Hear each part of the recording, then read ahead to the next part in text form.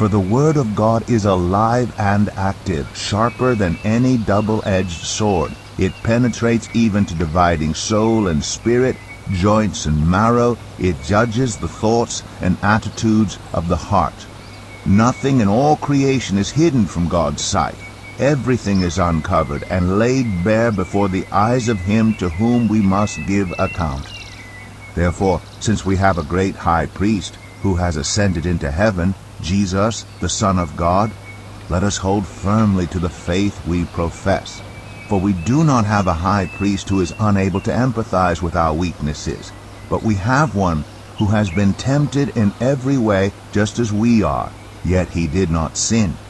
Let us then approach God's throne of grace with confidence, so that we may receive mercy and find grace to help us in our time of need.